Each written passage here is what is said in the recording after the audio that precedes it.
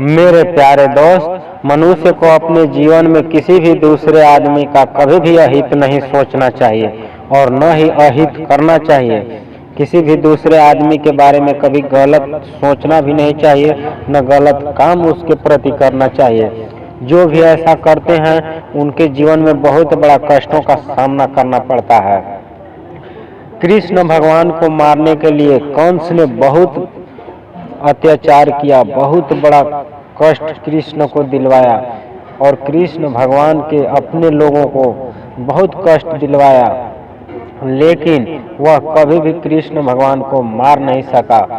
और इसलिए रावण ने भी राम भगवान को जब बहुत बड़ा मारने का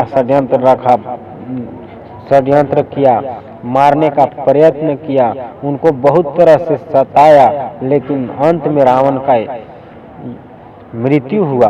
तो कभी भी मनुष्य को इस बात का हमेशा ध्यान रखना चाहिए कि किसी भी आदमी को सताने का कोशिश नहीं करना चाहिए, किसी को कष्ट देने का कोशिश नहीं करना चाहिए। हो सके तो किसी का भलाई करना चाहिए, किसी का बुराई कभी भी नहीं करना चाहिए।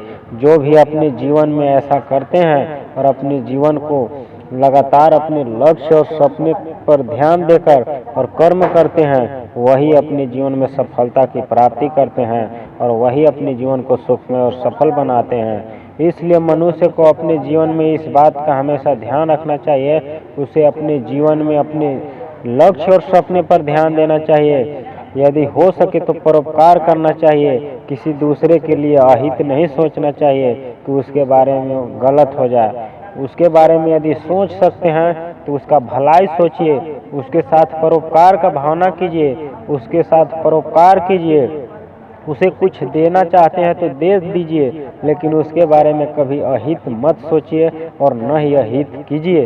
तभी आपका जीवन सुखमय और सफल होगा और आप अपने जीवन में खुशहाली से जी पाएंगे और आप अपने लक्ष्य और सपने को प्राप्त कर पाएंगे। इस बात का ध्यान रखते हुए और अपने जीवन में लगातार आगे की ओर बढ़ते रहें।